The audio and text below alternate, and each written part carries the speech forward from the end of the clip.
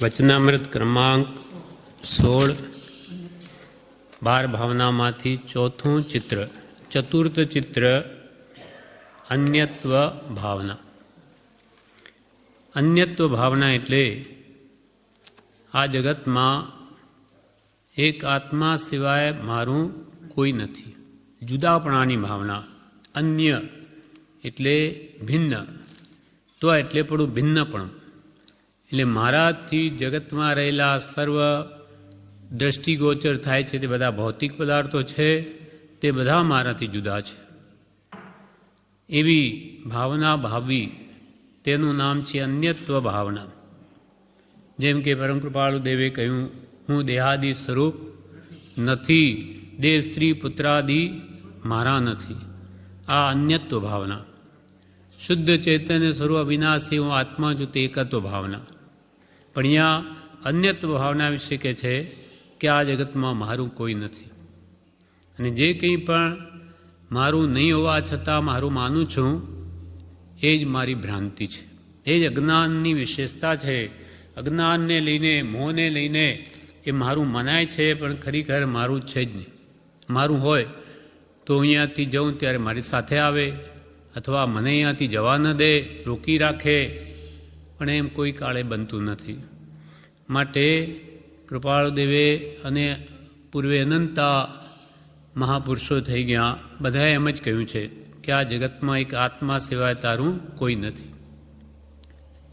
કૃપાળદેવ એ વિશે ગાથા લખે છે, ના મારા તન રૂપ કાંતિ યુવતી, ના પુત્ર કે ભ્રાતના, ના મારા ભૃત સ્નેહીઓ સ્વજન કે, ના ગોત્ર કે જ્ઞાતના, ના મારા ધન ધામ યૌવન ધરા, એ મોહ અજ્ઞાત્વના. રે રે જીવ વિચારે મજ સદા, અન્યત્વદા ભાવના. ના મારા તન રૂપ કાંતિ યુવતી. કૃપાલદેવ વિશેષાર્થમાં કહે છે આ જ ગાથાનો અર્થ. આ ના મારા તન રૂપ કાંતિ યુવતી એટલે આ શરીર તે મારું નથી, આ રૂપ તે મારું નથી, આ કાંતિ તે મારી નથી, આ સ્ત્રી તે મારી નથી. તન રૂપ કાંતિ યુવતી. ના પુત્ર કે ભ્રાતના, આ પુત્ર તે મારા નથી, ભ્રાત એટલે ભાઈ, આ ભાઈઓ તે મારા નથી. ના મારા ભૃત સ્નેહીઓ સ્વજન કે, ના ગોત્ર કે જ્ઞાતના. ના મારા ભૃત, ભૃત એટલે દાસ, સેવક, તે દાસ પણ મારા નથી. ભ્રાત નથી, ભૃત છે. ભૃત એટલે દાસ. સ્નેહીઓ એટલે સગા સંબંધીઓ, સ્વજન એટલે કુટુંબીઓ કે ગોત્ર કે જ્ઞાતિ, એમાંનું કંઈ મારું નથી. ના મારા ધન ધામ યૌવન ધરા, એ મોહ અજ્ઞાત્વના. ના મારા ધન, આ લક્ષ્મી તે મારી નથી, ધન ધામ એટલે ઘર, આ મહાલય તે મારા નથી, આ યૌવન તે મારું નથી, અને આ ભૂમિ તે મારી નથી. ધરા એટલે પૃથ્વી. ના મારા ધન ધામ યૌવન ધરા, એ મોહ અજ્ઞાત્વના. છતાં હું એ બધાને મારું માનું છું, તો શું સમજવું? તો કે આ મોહ છે, આ બધો મિથ્યા મોહ છે, તેનું કારણ અજ્ઞાન છે. માત્ર એ મોહ અજ્ઞાનપણાનો છે. સિદ્ધ ગતિ સાધવા માટે હે જીવ, અન્યત્વનો બોધ દેનારી એવી તે અન્યત્વ ભાવનાનો વિચાર કર, વિચાર કર. સિદ્ધ ગતિ જે આપણું મૂળ સ્થાન છે, શાશ્વત ઘર રહેવાનું, તે સિદ્ધ ગતિ મોક્ષ છે. માટે એ મેળવવાને અર્થે આ અન્યત્વ ભાવનો બોધ દેનારી તે અન્યત્વ ભાવનાનો તું વિચાર કર, વિચાર કર. ના મારા તન રૂપ કાંતિ યુવતી, ના પુત્ર કે ભ્રાતના, ना हमारा वृत स्नेहियो स्वजन के, ना गोत्र के ज्ञातना, ना हमारा धन धाम यौवन धरा, એ મોહ અજ્ઞાત્વના, અજ્ઞાત્વ એટલે અજ્ઞાનને વશા મોહ છે, પોતે કોણ છે એનું ભાન નથી, તેથી આ પરને જીવ પોતાનું માને છે. રે રે જીવ વિચાર એમ જ સદા અન્યત્વદા ભાવના. આ રીતે તું અન્યત્વદા ભાવનાને સદા ભાવ કે આ જગતમાં મારું કોઈ નથી, આ દેહાદિ બધા પર છે, એમ હંમેશા આત્મભાવનાને ભાવ, તો આત્મ ભાવના ભાવતા જીવ રહે કેવળ જ્ઞાન. બીજા મહાપુરુષોએ પણ અન્યત્ર કહ્યું છે, બ્રહ્મચારીજીએ પણ પાર્શ્વનાથ ચરિત્રમાં પ્રજ્ઞાબોધમાં લખ્યું છે, કાયા પણ પર વસ્તુ તો જગમાં નિજ શું હોય, કાયા પણ પર વસ્તુ તો જગમાં નિજ શું હોય, સ્વજન શબ્દ યથાર્થ નહીં અન્ય ધનાદિક જોય. આ કાયા જે દૂધ અને પાણીની જેમ એકમેક એક જ ક્ષેત્રાવગાહી સંબંધ હોવા છતાં કાયા પણ પર વસ્તુ, આ શરીર પણ કે છે તારું નહીં પર વસ્તુ છે, તો જગમાં નિજ શું હોય તો બીજું તારું ક્યાંથી હોઈ શકે. જ્યાં દેહ એકમેક પાણીને દૂધની જેમ રહી તે પણ તારી નહીં, જ્યાં દેહ અપની નહીં તહાં ન અપનો કોઈ, ઘર સંપત્તિ પર પ્રગટ હૈ પર હૈ પરિજન લોય. આ બધા કુટુંબીઓ ધન આદિ તો સાક્ષાત પર દેખાય છે, એ તારા કેવી રીતે હોઈ શકે. જે એકમેક રહેલું એક ક્ષેત્રાવગાહી સંબંધ એવું શરીર પણ તારું નથી, એટલે એ બધું પરમાન, પરને પરમાન, સ્વને સ્વમાન, એનું નામ જ સમ્યક જ્ઞાન છે. કાયા પણ પર વસ્તુ તો જગમાં નિજ શું હોય, સ્વજન શબ્દ યથાર્થ નહીં અન્ય ધનાદિક જોય. આ કે મારા છે તો બ્રહ્મચારી કે સ્વજન શબ્દ યથાર્થ નહીં, તારું કોણ છે? આ સ્વજન, આ તો મારા સ્વજન છે, તો કે એ શબ્દ યથાર્થ નથી.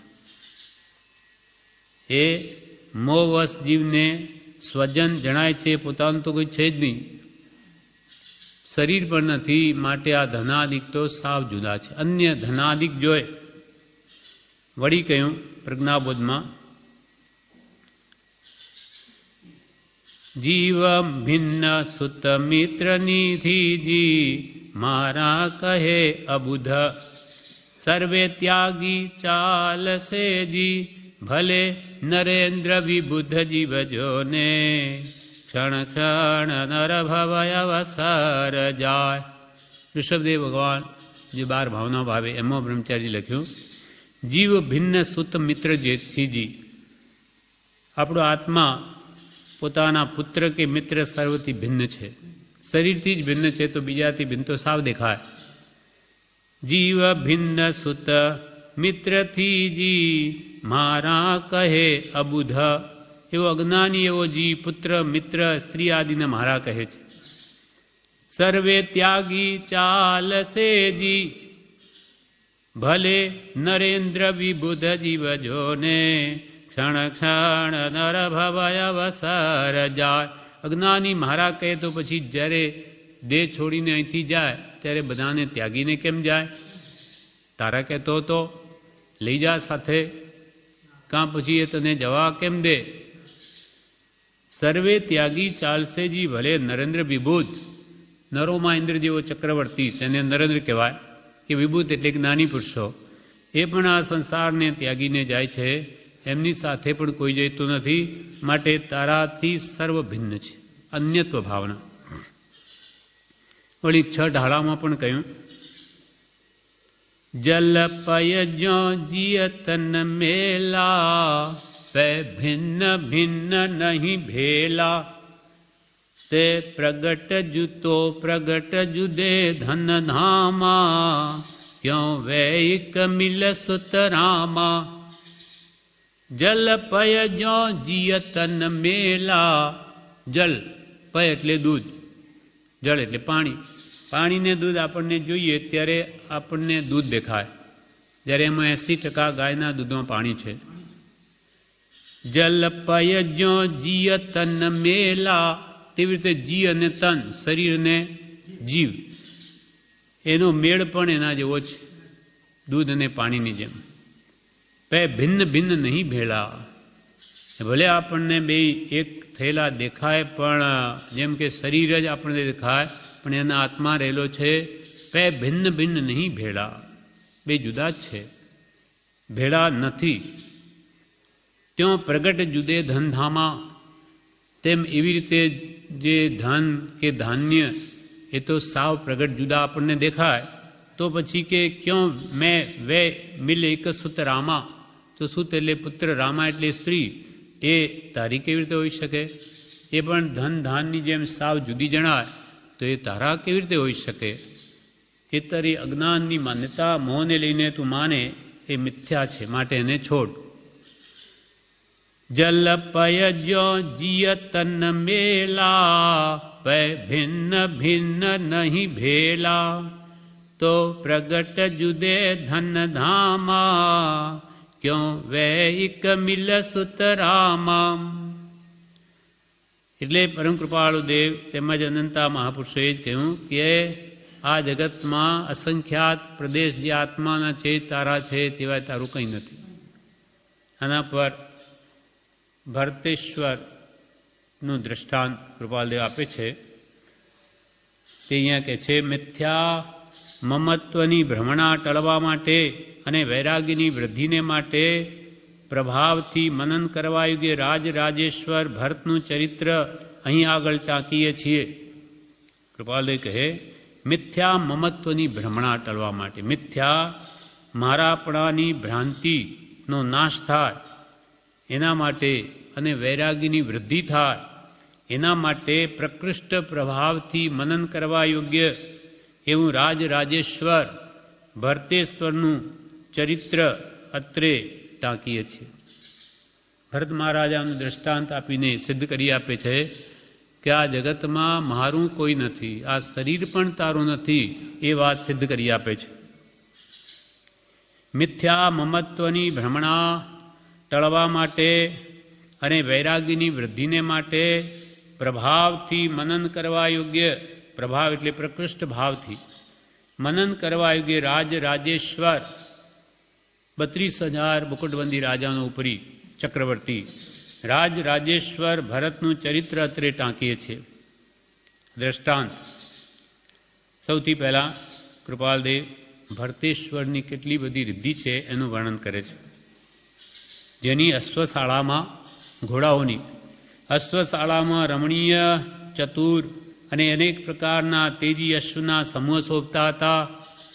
જેની ગજશાળા હાથીઓની, હવે ચક્રવર્તીને ત્યાં બધા કરોડોની સેના હોય, હજારો લાખો હાથી ઘોડા વગેરે, એટલે કે જેની ગજશાળામાં અનેક જાતિના મદોન્મત્ત હસ્તીઓ ઝૂલી રહ્યા હતા. જેના અંતઃપુરમાં એટલે રાણીવાસના મહેલમાં નવયૌવના, સુકુમારિકા અને મુગ્ધા સ્ત્રીઓ સહસ્ત્ર ગમે વિરાજિત હતી. 96,000 રાણીઓ હોય છે. શાસ્ત્રોમાં કહ્યું ચક્રવર્તીને તો કે એના અંતઃપુરમાં એવી સુકુમાર અને મુગ્ધા સ્ત્રીઓ કેટલી સહસ્ત્ર ગમે એટલે હજારોની સંખ્યામાં વિરાજી રહી હતી. જેના ધનનિધિમાં ચંચલા એ ઉપમાથી વિદ્વાનોએ ઓળખેલી સમુદ્રની પુત્રી લક્ષ્મી સ્થિરરૂપ થઈ હતી. લક્ષ્મીને ચંચળ કહે છે, પણ ચક્રવર્તીના પુણ્યને ઉદય તે લક્ષ્મી ત્યાં સ્થિર થઈને રહી હતી. જેની આજ્ઞાને દેવ દેવાંગનાઓ આધીન થઈને મુકુટ પર ચઢાવી રહ્યા હતા. હજારો દેવતા પણ ચક્રવર્તીની આજ્ઞા માને છે. જેની આજ્ઞાને દેવ દેવાંગનાઓ આધીન થઈને મુકટ પર ચઢાવી રહ્યા હતા. જેને પ્રાસન એટલે ભોજન કરવાને માટે નાના પ્રકારના સટરસ ભોજનો પડે પડે નિર્મિત થતા હતા. અનેક પ્રકારના ભોજન જેના માટે બની રહ્યા હતા કે જે ચક્રવર્તીના કુટુંબ માત્રને માટે 363 રસોયા હોય છે.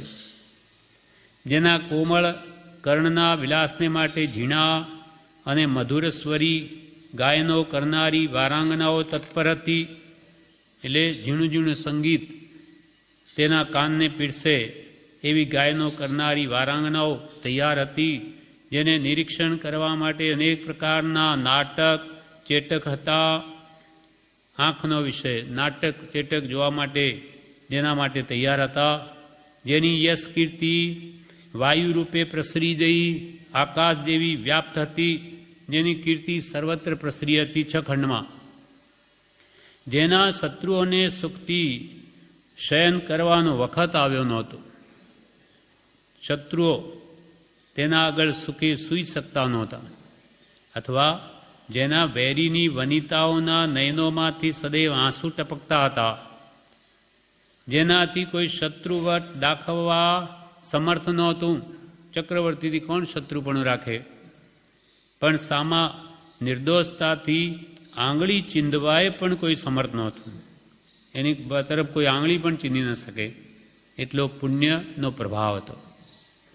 જેની સમક્ષ અનેક મંત્રીઓના સમુદાય તેની કૃપાની નિમંત્રણા કરતા હતા, જેના રૂપ કાંતિ અને સૌંદર્ય એ મનોહારક હતા, જેને અંગે મહાન બળ વીર્ય શક્તિ અને ઉગ્ર પરાક્રમ ઉછળતા હતા. મહાન શક્તિશાળી હોય છે ચક્રવર્તી. કરોડોની સેના એક બાજુ હોય ને એક બાજુ પોતે હોય તોય જીતી જાય એટલું બળ જેનું હોય છે. ક્રીડા કરવાને માટે જેને મહાસુગંધીમય બાગ બગીચા અને વનોપવન હતા, જેને ત્યાં પ્રધાન કુલ દીપક પુત્રના સમુદાય હતા. 96,000 રાણીઓ તો પુત્રો કેટલા હશે? લાખોની તાદાદમાં. જેની સેવામાં લાખો ગમે અનુચરો સજ્જથી ઊભા રહેતા હતા. લાખો જેના સેવક હતા. જે પુરુષ જ્યાં જ્યાં પ્રવેશ કરતો ત્યાં ત્યાં ખમ્મા ખમ્મા કંચન ફૂલ અને મૌક્તિકના થાલથી વધાવાતો હતો.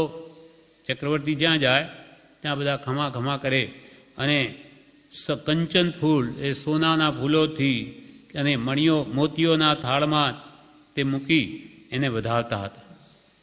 જેના કુમકુમ વર્ણા પાદ કંચન પાદ પંકજનો સ્પર્શ કરવાને ઇન્દ્ર જેવા પણ તલસી રહ્યા હતા. જેને કુમકુમ વર્ણા પગ પડે તો ઇન્દ્ર જેવા પણ તેના માટે તલસી રહ્યા હતા. જેની આયુષશાળામાં મહાયશોવાન દિવ્ય ચક્રની ઉત્પત્તિ થઈ હતી.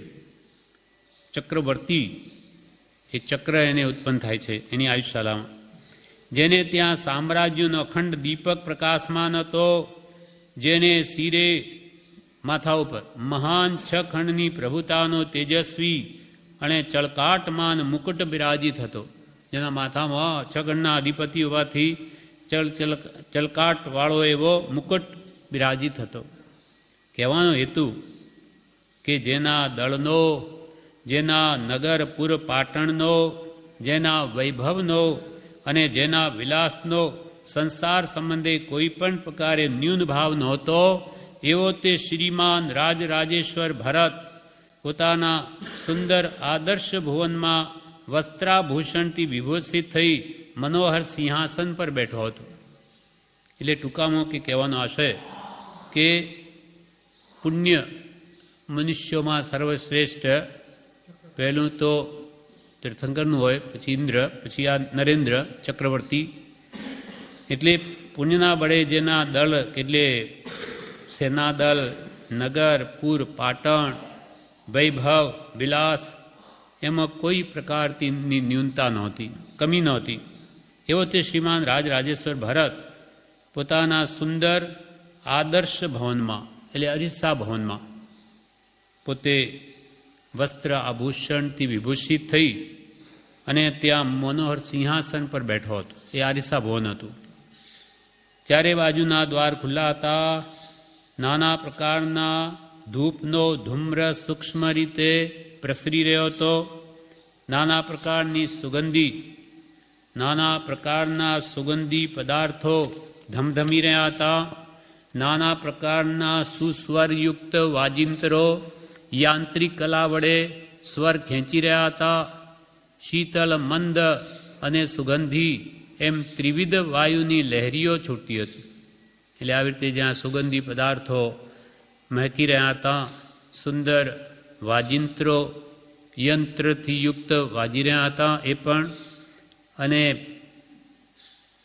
મંદ અને સુગંધી પવનની લહેરીઓ છૂટી હતી. આભૂષણાદિક પદાર્થોનું નિરીક્ષણ કરતાં કરતાં એ શ્રીમાન રાજરાજેશ્વર ભરત તે ભુવનમાં અપૂર્વતાને પામ્યો. એટલે બેઠા છે આરિસા ભવનમાં, આભૂષણ કપડાં વગેરે સુસજ્જ થઈ ત્યાં બેઠા છે, તો એ અલંકાર શરીર આદિ પદાર્થોનું પોતે નિરીક્ષણ કરતા શ્રીમાન રાજરાજેશ્વર ભરત તે અરિસા ભુવનમાં કોઈ અપૂર્વતાને પામ્યો. અને અપૂર્વ એટલે પૂર્વે કોઈ કાળે જેની પ્રાપ્તિ નહીં થઈ એવા કેવળ જ્ઞાનને પામ્યા. આવશે આગળ. પોતે ત્યાં શણી માંડીને હવે એક પછી એક વિચાર જાગશે, શું કેવી રીતે અપૂર્વતાને પૂર્વ એટલે પહેલાં કદી પણ એવી સ્થિતિ પામ્યો નથી, એવી સ્થિતિને તે પામ્યો.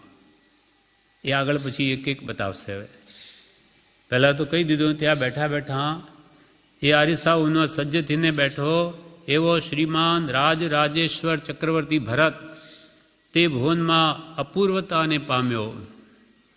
હવે કેવી રીતે અપૂર્વતાને પામ્યો, હવે એની શરૂઆત કરે છે. ત્યાં બેઠા શું થયું, એના હાથની એક આંગળીમાંથી વીંટી નીકળી પડી. 10 આંગળીઓમાં 10 વીંટીઓ મઢેલી છે, એક વીંટી નીકળી ગઈ. તેના હાથની એક આંગળીમાંથી વીંટી નીકળી પડી. ભરતનું ધ્યાન તે ભણી ખેંચાયું અને આંગળી કેવળ અડવી જણાઈ, એક વીંટી સરી પડી. ત્યાં ભરતનું ધ્યાન ખેંચાયું કે શોભા રહિત જણાઈ. 9 આંગળીઓ વીંટી વડે કરીને જે મનોહરતા ધરાવતી હતી, તે મનોહરતા વિના આ આંગળી પરથી ભરતેશ્વરને અદ્ભુત મૂલોત્તર વિચારની પ્રેરણા થઈ. એટલે એક વીંટી સરી પડી, એના પરથી તો ભરતને મૂળમાં અને ઉત્તર પછી પણ એવી સુંદર વિચારણા ઉત્પન્ન થઈ. શા કારણથી આ આંગળી આવી લાગવી જોઈએ? આ આંગળી અસુંદર કેમ દેખાય છે? એ વિચાર કરતાં વીંટીનું નીકળી પડવું એ કારણ એમ તેને સમજાયું કે આમાંથી તો આ વીંટી નીકળી ગઈ છે, એને લઈને આ શોભતી નથી. તે વાતને વિશેષ પ્રમાણભૂત કરવા બીજી આંગળીની વીંટી તેણે ખેંચી લીધી. એટલે પછી કે ભાઈ આ વાત સત્ય છે કે વીંટી નથી એટલે જ નથી શોભતી, તો બીજી પણ કાઢી લીધી, બીજી આંગળીની. એ બીજી આંગળીમાંથી જેવી વીંટી નીકળી કે તેવી તે આંગળી પણ અશોભ્ય દેખાઈ. વળી એ વાતને સિદ્ધ કરવાને તેણે ત્રીજી આંગળીમાંથી પણ વીંટી સેરવી લીધી, ત્રીજી આંગળીમાંથી પણ વીંટી કાઢી લીધી. એથી વિશેષ પ્રમાણ થયું. વળી ચોથી આંગળીમાંથી વીંટી કાઢી લીધી એટલે એણે પણ એવો જ દેખાવ દીધો. એમ અનુક્રમે 10 આંગળીઓ અડવી કરી મૂકી. એક પછી 10 આંગળીમાંથી વીંટી બહાર કાઢી લીધી. અડવી થઈ જવાથી સગડીનો દેખાવ અશોભ્ય દેખાયો. પછી 10 આંગળીઓ અસુંદર દેખાઈ, શોભા નહીં લાગી. અશોભ્ય દેખાવાથી રાજેશ્વર અન્યત્વ ભાવનામાં ગદગદિત થઈ એમ બોલ્યો. એ સુંદરતા બધી નાશ પામી ગઈ. એટલે વિચારની શ્રેણીએ ચડ્યો અને રાજેશ્વર અન્યત્વ ભાવનામાં આવી અને ગદગદિત થઈને એમ બોલ્યો. શું બોલ્યો?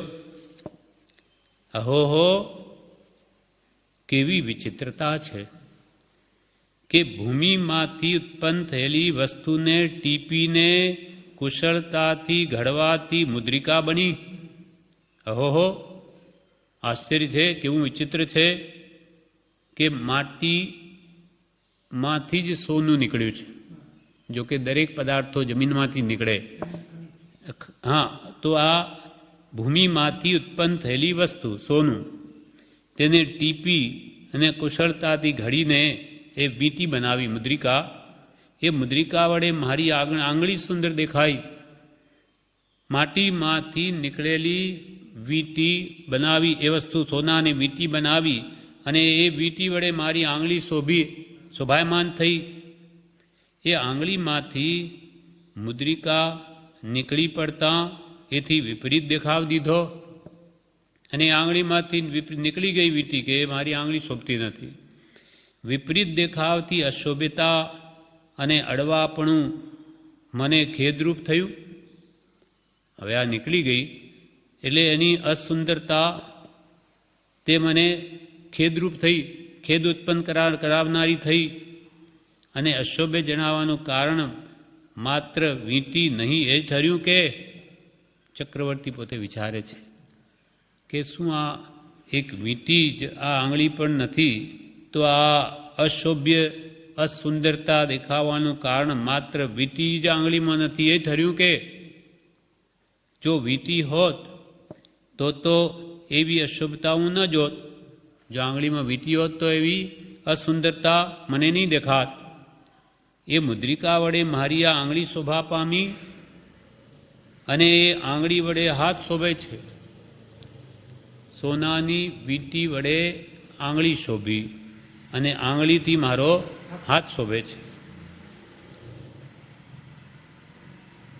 એ મુદ્રિકા વડે મારી આ આંગળી શોભા પામી, એ આંગળી વડે હાથ શોભે છે, અને હાથ વડે આ શરીર શોભા પામે.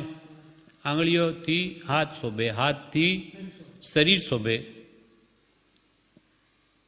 આંગળીથી હાથ શોભે અને હાથ વડે આ શરીર શોભા પામે છે. ત્યારે એમાં હું શોભા કોની ગણું? કોની શોભા છે? કોની ગણું?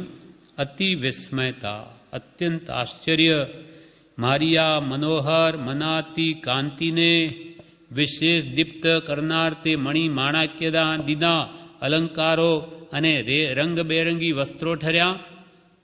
વળી બીજો વિચાર ઉત્પન્ન થયો કે એમાં મારી જે કાંતિ છે શરીર ઉપર, તેને પણ દેદીપ્યમાન કરનાર તો આ મણિ માણેક આદિના અલંકારો છે, આભૂષણો છે, તેને લઈને કાંતિ શોભે. અને રંગબેરંગી આ વસ્ત્રો છે, એને લઈને આ શરીર શોભા છે. ખરેખર શરીર, નગ્ન શરીરમાં શોભા નથી. આ તો કપડાં અને અલંકારોથી આ શોભે, બાકી શરીરની કોઈ શોભા નથી. એ ખાડા ટેકરાવાળું શરીર શોભાસ્પદ નથી, એટલે આને આપણે ઢાંકીએ છીએ. એટલે બ્રહ્મચારી એક ઠકાણે લખ્યું છે, આ કપડાં કપટ વધારતા. કપડાં કપટ વધારે, કપટી છે કે કપડાં જે વાસ્તવિક સ્વરૂપને ઢાંકી દે અને મિથ્યા સુંદર બતાવે, ખરેખર છે નહીં છતાં બતાવે. એમ રંગબેરંગી તેના વસ્ત્રો ઠર્યા, કાંતિને દીપાવનાર. એ કાંતિ વળી મારી ત્વચાની શોભા ઠરી. એ કાંતિ સામો છે? ચામડામાં. એ ચામડીને લઈને કાંતિ છે, તો કાંતિ મારી ત્વચાની શોભા ઠરી. એ ત્વચા શરીરની ગુપ્તતા ઢાંકી સુંદરતા દેખાડે છે. જે ચમક છે શરીર પર એ ત્વચા ઉપર છે, ચામડી ઉપર. અને ચામડીની અંદર શરીરમાં તે મળમૂત્રની જ ખાણ છે, સપ્ત દુર્ગંધમય ધાતુ છે, એને ચામડી ઢાંકે. એ ત્વચા શરીરની ગુપ્તતા ઢાંકી, એટલે મળમૂત્ર આદિ બધા સપ્ત દુર્ગંધમય ધાતુઓને ઢાંકી સુંદરતા દેખાડે. અહોહો, આ મહાવિપરીતતા છે. આ મારી મોટી ભૂલ છે કે હું મળમૂત્રની ખાણને મારી માનું શરીરને, અને એ પાછી આવા ચામડા વડે શોભે, ચામડું વળી કાંતિથી શોભે, એના ઉપર વળી કપડાં આભૂષણથી શોભે. આ રીતે ખરેખર આ શોભા તો પર વસ્તુની છે, એવું મારી શું શોભા છે? જે શરીરને હું મારું માનું છું, તે શરીર તે માત્ર ત્વચા વડે, તે ત્વચા કાંતિ વડે, અને તે કાંતિ વસ્ત્રાલંકાર વડે શોભે છે. ત્યારે શું મારા શરીરની તો કંઈ શોભા નહીં જ કે? પોતે વિચારે છે. જે આપણે પણ આ વિચારવું જોઈએ. આ બધી વાસ્તવિકતા છે, પણ આપણે મોહને લઈને આપણને એનો ખ્યાલ નથી આવતો. ત્યારે શું મારા શરીરની તો કંઈ શોભા નહીં જ કે? તે તો રુધિર માંસ અને હાડનો જ કેવળ માળો કે? શરીરની શોભા તો નથી જ. શરીર તો કે આ બધું લોહી, પરુ, માંસ, હાડકાનો કેવળ માળો જ કે? અને એ માળો તે હું કેવળ મારો માનું છું. એટલે લોહી માંસ ને હાડકાનું જે માળો હાડપિંજર, તેમાં માંસ આદિ ભરે અને ઉપર ચામડી મળી, તેને હું મારું માનું એવા શરીરને. માએ ભરી ભંકાર કે ઉપર રંગ દિયા, જેમ આપણું મકાન બને તેમાં ઈંટા માટી ઢેફા બધો કચરો ભરીને ઉપર પ્લાસ્ટર કરે, કલર વગેરે સુંદર ભાસે, તેમાં શરીરમાં પણ આવું જ બધું સપ્ત દુર્ગંધમય ધાતુઓ ભરેલી છે, તો એને હું મારું માનું. અને એ માળો હાડકા ચામડા માંસનો તેને હું કેવળ મારો માનું છું. કેવી ભૂલ, કેવી ભ્રમણા અને કેવી વિચિત્રતા છે. કેવળ હું પર પૂતગલની શોભાથી શોભું છું. આ તો પર પૂતગલની શોભા છે, એમાં મારું શું? કેવળ હું પર પૂતગલની શોભાથી શોભું છું. કોઈથી રમણીકતા ધરાવતું શરીર તે મારે મારું કેમ માનવું? પર પદાર્થથી સુંદરતા પામે એવા શરીરને મારું કેમ માનવું? અને કદાપી એમ માનીને હું તેમાં મમત્વ ભાવ રાખું, તે પણ કેવળ દુઃખપ્રદ અને વ્યર્થા છે. માનો કે શરીરને મારું માનું અને એમાં મારાપણું રાખું, તો એ પણ મને દુઃખ જ આપનાર થશે. કારણ કે આ આત્માનો એ શરીરથી એક કાળે વિયોગ છે. ગમે એટલું આ શરીરને મારું માની લો, પણ એક સમય એવો આવશે કે આયુષ્ય પૂરું થઈ આ શરીર તો છૂટું પડી જશે. તો પછી આ શરીરમાં જે મારાપણ હું કરીશ, તો અંતે એનો વિયોગ મને દુઃખ જ આપશે. એને કદાપી એ શરીરને મારું માનીને એમાં મમત્વ ભાવ રાખું, તો પણ કેવળ દુઃખપ્રદ અને વ્યર્થા છે. કેમ કે આ મારા શરીર મારા આત્માથી એક સમયે નિશ્ચિત દૂર થવાનું છે. આત્મા જ્યારે બીજા દેહને ધારણ કરવા પરવડશે, ત્યારે દેહ અહીં જ રહેવામાં કંઈ શંકા નથી. ત્યારે આપણો આત્મા આયુષ્ય પૂરું થઈ આ દેહ છોડીને બીજે જશે, ત્યારે દેહ અહીં રહેવામાં કોઈ શંકા નથી. બધાના દેહ અહીંયા જ મૂકીને જાય છે. એ કાયા મારી ન થઈ અને નહીં થાય, ત્યારે હું એને મારી માનું છું કે માનું, એ કેવળ મૂર્ખતા છે. ભરત ચક્રવર્તી વિચારે કે જ્યારે આ કાયા તો કોઈ રીતે મારી થતી નથી, હું અહીંયાથી જાઉં ત્યારે મારી સાથે આવતી નથી, તો પછી હું એને મારી માનું, આ તો મારી મૂર્ખતા છે. કોઈની પણ કાયા થઈ નહીં તો મારી કેવી રીતે માનું? મારું મૂર્ખપણું છે. એ જેમ વિચારે છે તેમ આપણી સ્થિતિ એવી છે. એ કાયા જ્યારે મારી નહીં થઈ અને નહીં થાય, ત્યારે હું એને મારી માનું છું કે માનું, એ કેવળ મૂર્ખતા છે. જેનો એક કાળે વિયોગ થવાનો છે અને જે કેવળ અન્યત ભાવ ધરાવે છે, તેમાં મમત્વપણું શું રાખવું? એક કાળે જેનો વિયોગ નિશ્ચિત છે અને કેવળ જુદાપણું જે આ શરીર ધરાવે છે, આ આત્માથી આ દેહ ભિન્ન જ છે, છતાં એમાં મારાપણું રાખવું એ મારી જ મૂર્ખતા છે. એ જ્યારે મારી થતી નથી, ત્યારે મારે એનું થવું શું ઉચિત છે? પોતે વિચારે છે. જ્યારે કાયા મારી નહીં થાય શરીર, તો મારે એનું થવું શું ઉચિત છે? નહીં. એ જ્યારે મારી નહીં, ત્યારે હું પણ એનો નહીં. એમ વિચારું, દ્રઢ કરું અને પ્રવર્તન કરું, એમ વિવેક બુદ્ધિનું તાત્પર્ય છે. વિવેક બુદ્ધિ તો આ કે જ્યારે સામોવાળો આ દેહ મારો થતો જ નથી, હું એને શું કામ થાઉં? અને થઈ શકે એમ જ નથી. આ આખી સૃષ્ટિ અનંત ચીજથી અને અનંત પદાર્થોથી ભરી છે. તે સઘળા પદાર્થ કરતાં જેના જેટલી કોઈ પણ વસ્તુ પર મારી પ્રિયતા નથી, તે વસ્તુ તે મારી ન થઈ, તો પછી બીજી કઈ વસ્તુ મારી હોય? આખા જગતમાં અનંત પદાર્થો છે. એમાં સૌથી પ્રેમ આપણને કોઈ પદાર્થ પર હોય તો આ શરીર ઉપર છે. હવે એટલો બધો પ્રેમ સર્વ પદાર્થોથી વિશેષ આ શરીર પર હું રાખું, જ્યારે શરીર પર મારું ન થયું, તો પછી આ જગતમાં રહેલા બીજા પદાર્થો મારા કેવી રીતે હોઈ શકે? મારા કેવી રીતે થશે? એ કદાપી એ મમત્વ રાખવો પણ દુઃખપ્રદ છે. આત્મા જ્યારે બીજા દેહને પરવડશે ત્યારે દેહ અહીં જ રહેવામાં કોઈ શંકા નથી. એ કાયા જ્યારે મારી નહીં થી ને નહીં થાય ત્યારે હું એને મારી માનું છું કે માનું એ કેવળ મૂર્ખતા છે. જેનો એક કાળે વિયોગ થવાનો છે અને જે કેવળ અન્યત ભાવ ધરાવે છે તેમાં મમત્વપણું શું રાખવું? એ જ્યારે મારી થતી નથી ત્યારે મારે એનું થવું શું ઉચિત છે? નહીં. એ જ્યારે મારી નહીં ત્યારે હું એનો નહીં એમ વિચારવું, દ્રઢ કરવું ને પ્રવર્તન કરવું એમ વિવેક બુદ્ધિનું તાત્પર્ય છે. આખી સૃષ્ટિ અનંત ચીજથી અને અનંત પદાર્થોથી ભરી છે. તે સઘળા પદાર્થ કરતાં આ શરીર જેટલી કોઈ પણ વસ્તુ પર મારી પ્રીતિ નથી. તે શરીર પણ જ્યારે મારું ન થયું તો પછી બીજી વસ્તુ કઈ મારી થવાની હતી? અહો, હું બહુ ભૂલી ગયો. આપણે એ ભગવાન બોલીએ, હું બહુ ભૂલી ગયો, આ ભૂલી ગયો. શરીર મારું નથી છતાં એને મારું મારું કરું છું, એના માટે જ આખો દિવસ ગાળું છું. આ મોટી ભૂલ થઈ ગઈ. હું બહુ ભૂલી ગયો, મિથ્યા મોહમાં લથડી પડ્યો. તે નવયૌવનાઓ, તે માનેલા કુલદીપક પુત્રો, તે અઢળક લક્ષ્મી, તે 6 ખંડનું મહાન રાજ એ મારા નથી. આ 96,000 રાણીઓ, લાખો પુત્રો કે અઢળક લક્ષ્મી કે 6 ખંડનું રાજ્ય મારા નથી. કેમ કે મમતાથી જ બંધાય છે.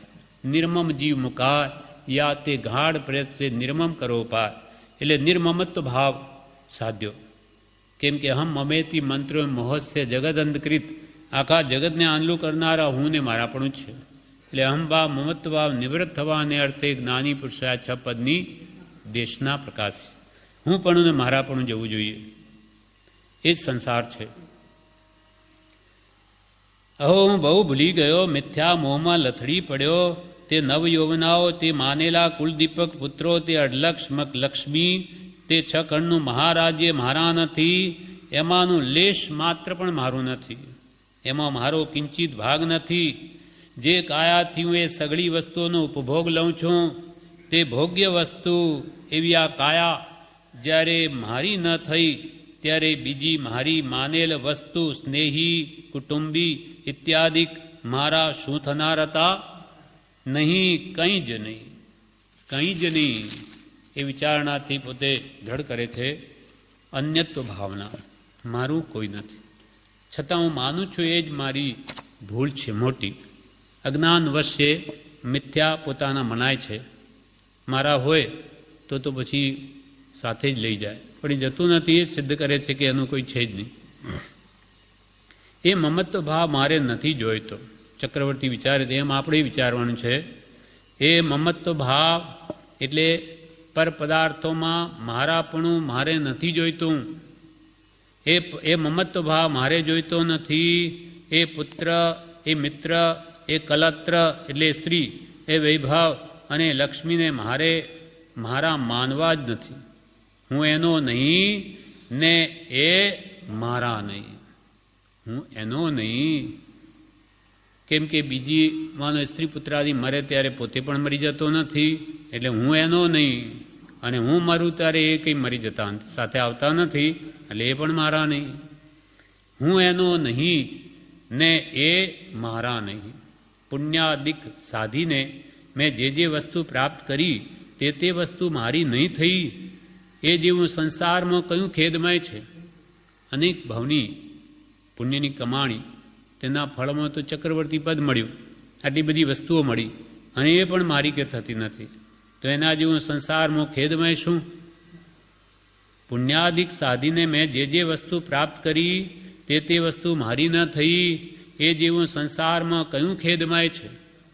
મારા ઉગ્ર પુણ્યત્વનું પરિણામ આજ કે? ઉગ્ર પુણ્યની કમાણી મેં કરી એનું ફળ આજ કે? મારા ઉગ્ર પુણ્યત્વનું પરિણામ આજ કે? છેવટે એ સઘળાનો વિયોગ જ કે?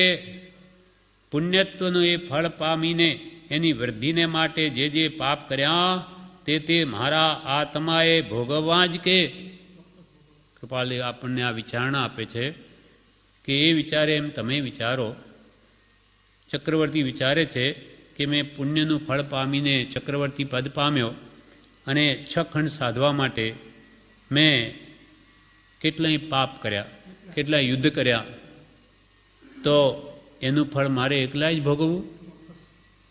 પુણ્યનું એ ફળ પામીને એ 6 કણની વૃદ્ધિને માટે જે પાપ કર્યા એ મેળવવા માટે તે મારા આત્માએ ભોગવવા જ કે તે પણ એકલા જ કે એમાં કોઈ સહિયારી નહીં જ કે કોઈ ભાગીદારી આમાં નહીં જ કે નહીં, એ અન્યત્વ ભાવવાળા માટે થઈને હું મમત્વ ભાવ દર્શાવી આત્માનો અનહિતેશી થઈ એને રૌદ્ર નરકનો ભોગતા કરું, એ જેવું કયું અજ્ઞાન છે?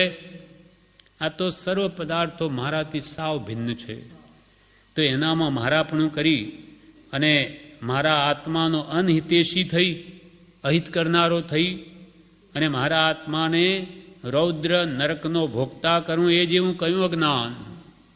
મારા જેવો મૂઢ કોણ કે આ બધી વસ્તુઓ ભૌતિક અહીંયા જ મૂકીને જવાનું, એ મેળવવા માટે હું કેટલાય પાપ કરું અને પછી મારા આત્માને રૌદ્ર નરકમાં લઈ જાઉં, એના જેવું કયું અજ્ઞાન?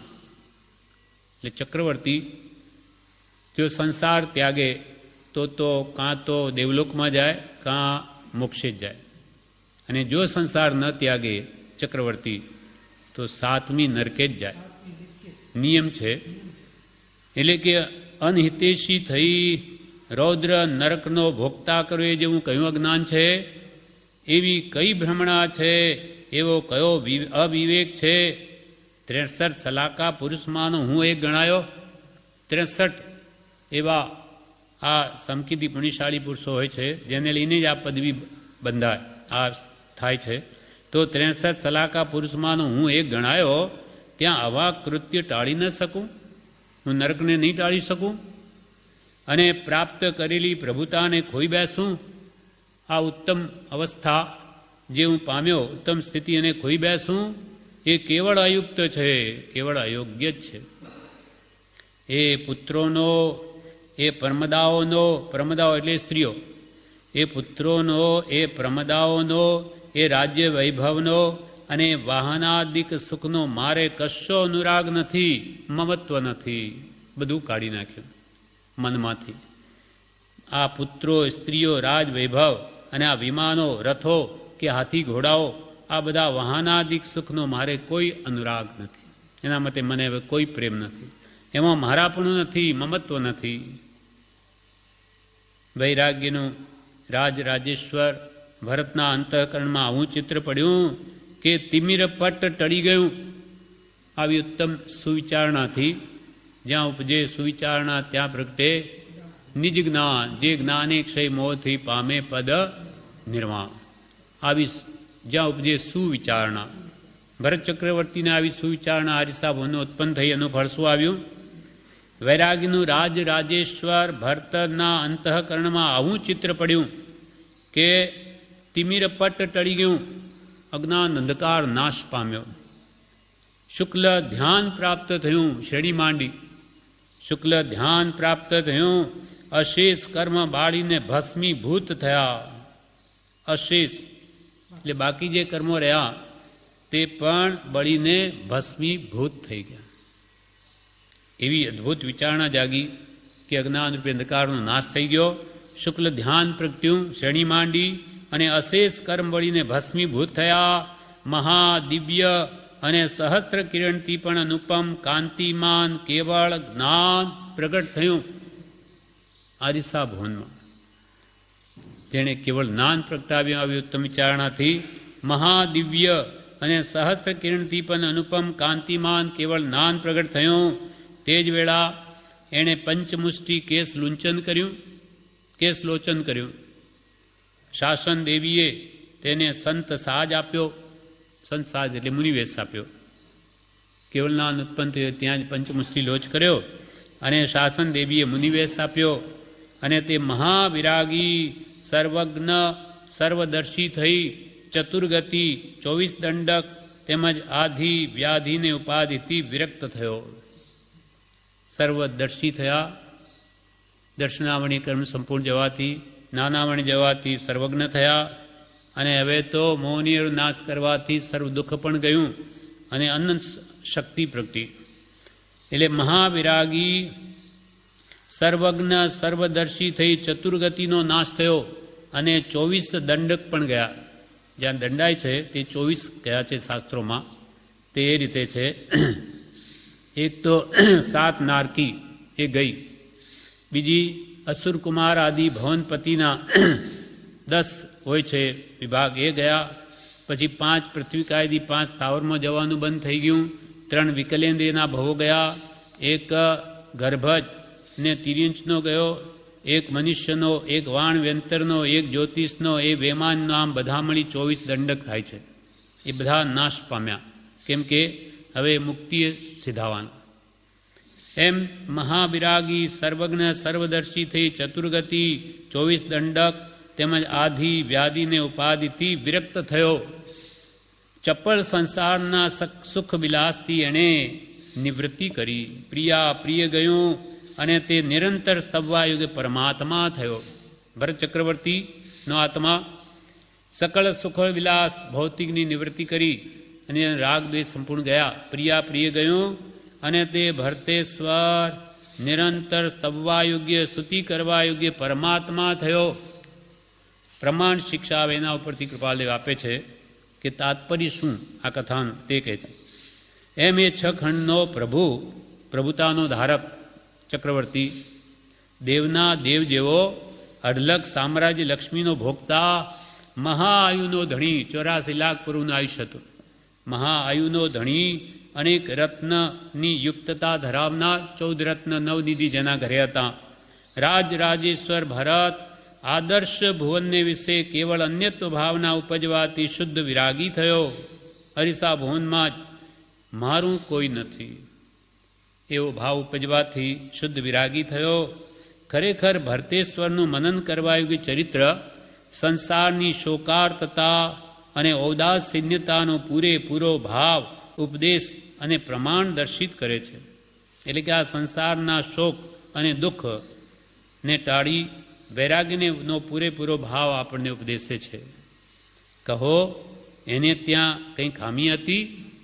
નહોતી. અને ત્યાં નવયૌવના સ્ત્રીઓની ખામી, કે નહોતી રાજરિદ્ધિની ખામી, કે નહોતી વિજય સિદ્ધિની ખામી, કે નહોતી નવનિધિની ખામી, કે નહોતી પુત્ર સમુદાયની ખામી, કે નહોતી કુટુંબ પરિવારની ખામી, નહોતી રૂપકાંતિની ખામી, કે નહોતી યશ કીર્તિની ખામી.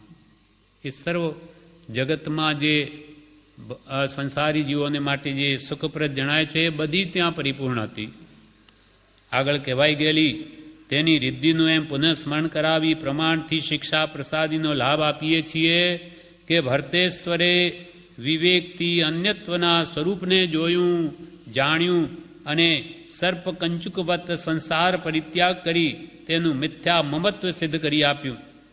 એ જગતનું પદાર્થનું સ્વરૂપ જોઈ જાણી અને સર્પ કંચુકવત એટલે સર્પ જેમ કાંચળીનો ત્યાગ કરે તેમ સંસારનો પરિત્યાગ કરી તેનું મિથ્યા મમત્વ સિદ્ધ કરી આપ્યું. એટલે સંસારનું મમત્વ જે છે પદાર્થોનું બધું અસાર છે એમ સિદ્ધ કરી આપ્યું. મહાવૈરાગની અચપળતા, નિર્મમત્વતા અને આત્મશક્તિનું પ્રફુલ્લિત થવું આ મહાયોગીશ્વરના ચરિત્રમાં રહ્યું છે. મહાવૈરાગ્ય આપણી પાસે તો કચ્છું એના હિસાબમાં કંઈ જ નથી, છતાં આપણાથી ત્યાગી શકાતું નથી. તો જે વ્યક્તિ આટલું મોટું સામ્રાજ્ય સર્વસ્વ છોડી શકે તો એની કેટલી મહાનતા. હા એ સામર્થ્ય કેવું.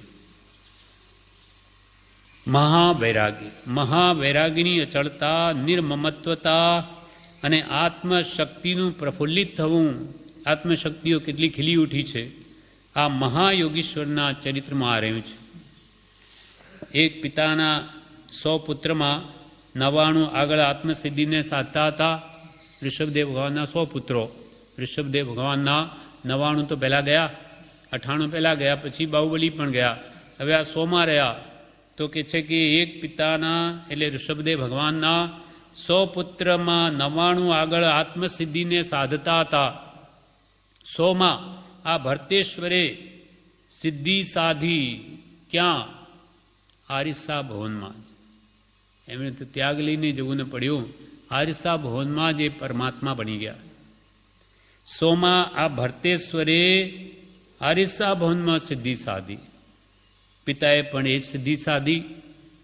ઋષભદેવ ભગવાન પણ કેવળનાન પામ્યા. ભરતેશ્વરી રાજ્યાસન ભોગીઓ ઉપરા ઉપરી આવનાર એ જ આદર્શ ભુવનમાં તે સિદ્ધિ પામ્યા કહેવાય છે. એ આરિસા ભુવન જેમાં ભરતેશ્વરે કેવળનાન પ્રગટાવ્યું એ જ આરિસા ભવનમાં જે ઉપરા ઉપરી જે પાટવીઓ આવ્યા રાજ પાટવીઓ એટલે કે છે કે લગભગ 8 સુધી એ પણ એ જ આરિસા ભવનમાં કેવળનાન પામ્યા. એટલે એ ભૂમિનો શું પ્રતાપ હશે કે ઉપરા ઉપરી કૃપાલદેવ પણ એ કહ્યું ભરતેશ્વરી રાજ્યાસન ભોગીઓ, ભરતેશ્વરના રાજ્ય આસનને ભોગવનારા ઉપરા ઉપરી જે આવ્યા એક પછી એક ઉપરા ઉપરી આવનાર એ જ આદર્શ ભવનમાં એટલે એ જ અરીસા ભવનમાં તે જ સિદ્ધિ પામ્યા કહેવાય છે. એટલે કેવળનાથને પામ્યા કહેવાય છે. એ સકળ સિદ્ધિદાયક મંડળ અન્યત્વને જ સિદ્ધ કરી એકત્વમાં પ્રવેશ કરાવે છે. અભિવંદન હો તે પરમાત્માઓ દે. સકળ સિદ્ધિદાયક મંડળ એટલે કેટલા બધા મોક્ષને પામે આવી રીતે એ બધા સકળ સિદ્ધિદાયક મંડળને અન્યત્વને જ સિદ્ધ કરી આ જગતમાં મારું કોઈ નથી, હું સહજાત્મ સ્વરૂપમાં એકલો જ છું એવું અન્યત્વને જ સિદ્ધ કરી એકત્વમાં પ્રવેશ કરાવે એવી આ અન્યત્વ ભાવના થી જે પરમાત્મા સ્વરૂપને પામ્યા એવા સર્વ પરમાત્માઓને અમારા અભિવંદન હો. કૃપાલ અભિવંદન હો તે પરમાત્માઓને. હવે એના પર એક છેલ્લી કવિતા લખે છે. દેખી આંગળિયા પયે કડવી વૈરાગ્ય વેગે ગયા, છાંડી રાજ સમાજને ભરતજી કૈવલ્ય જ્ઞાની થયા. ચોથું ચિત્ર પવિત્ર એ જ ચરિતે પામ્યું અહીં પૂર્ણતા, નાની ના મન તે હરંજન કરો વૈરાગ્ય ભાવે યથા. દેખી આંગળી આપ એક અડવી વૈરાગ્ય વેગે ગયા. પોતાની એક આંગળીને અડવી જોઈ એટલે અશોભ્યમાન જોઈને વૈરાગ્યના વેગમાં તણાયા. વૈરાગ્ય વેગે ગયા, વૈરાગ્યના પૂરમાં તણાયા. કોઈ પાણીનું પૂર આવ્યું હોય તો એના સાથે કેવા તણાઈ જઈએ, એટલો વૈરાગ્ય આવ્યો કે એના પૂરમાં પોતે તણાઈ ગયા. દેખી આંગળી આપ એક અડવી વૈરાગ્ય વેગે ગયા, છાંડી રાજ સમાજને ભરતજી કૈવલ્ય જ્ઞાની થયા. એક આંગળીની શરૂઆત થઈ, એક વીંટી સરી પડી, એના ઉપર વિચારણા કરતાં કરતાં ક્યાં વૈરાગ્યના પૂરમાં તણાઈ ગયા અને જેથી બધું રાજ સમાજ બધું જ ત્યાગી દીધું ભાવથી અને શ્રેણી ચડી કેવળ જ્ઞાન પ્રગટાવી લીધું. પછી તો શાસન દેવીએ પણ સંસાજ આપ્યો, મુનિનો વેશ. હા હા એ સીતાંબર એમ માને છે જે હોય તે. આપણે અહીંયા એમ કહ્યું એટલે કૃપાલે લખ્યું એટલે જે હોય તે. એટલે છાંડી રાજ સમાજને ભરતજી કેવલ્ય જ્ઞાની થયા. ચોથું ચિત્ર પવિત્ર એ જ ચરિતે પામ્યું અહીં પૂર્ણતા. આ ચોથું ચિત્ર અન્યત્વ ભાવનાવાળું તે અત્રે પૂર્ણતાને પામ્યું. નાનીના મન તે રંજન કરો વૈરાગ્ય ભાવે હતા. માટે તમે પણ વૈરાગ્ય ભાવમાં આવી જ્ઞાની પુરુષના મનને રંજિત કરો. એટલે કૃપાલદેવે કહ્યું એક સત્પુરુષને રાજી કરવામાં, તેની સર્વ ઈચ્છાને પ્રશંસવામાં, તે જ સત્ય માનવામાં જો આખી જિંદગી ગઈ તો ઉત્કૃષ્ટમાં ઉત્કૃષ્ટ 15 ભવે અવશ્ય મોક્ષે જઈ. એટલે અહીંયા કે જ્ઞાનીના મન તે રંજન કરો. જ્ઞાનીને શું ગમે? જ્ઞાનીને વૈરાગ્ય ઉપશમ ગમે, જ્ઞાનીને ભક્તિ ગમે, જ્ઞાનીને ત્યાગ ગમે. એટલે ત્યાગ વૈરાગ્ય ઉપશમ ભક્તિ એ યોગ્યતા લાવો તો જ્ઞાની તો આપી દેશે. નાની ના મન તે હરંજન કરો વૈરાગ્ય ભાવે યથા. એનો અર્થ લખે છે કૃપાલદેવ વિશેષાર્થ. પોતાની એક આંગળી અડવી દેખીને વૈરાગ્યના પ્રવાહમાં જેણે પ્રવેશ કર્યો રાજ સમાજને છોડીને જેણે કેવળ જ્ઞાન પ્રાપ્ત કર્યું એવા તે ભરતેશ્વરનું ચરિત્ર ધારણ કરીને આ ચોથું ચિત્ર પૂર્ણતા પામ્યું.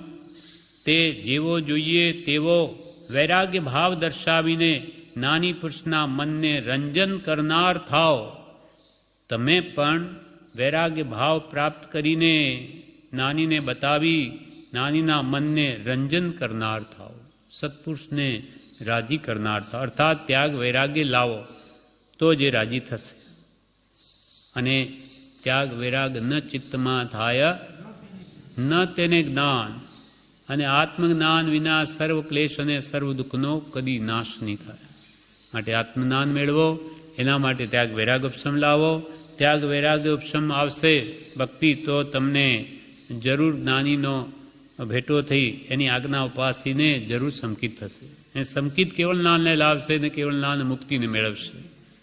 આ પ્રમાણે ભાવનાબોધ ગ્રંથે અન્યત્વ ભાવનાના ઉપદેશ માટે પ્રથમ દર્શનના ચતુર્થ ચિત્રમાં ભરતેશ્વરનું દ્રષ્ટાંત અને પ્રમાણ શિક્ષા પૂર્ણતા પામ્યા. આ પ્રમાણે આ ચતુર્થ ચિત્ર પૂરું થયું. હવે આવતીકાલે પંચમ ચિત્ર અસુચિ ભાવના તે લઈશું.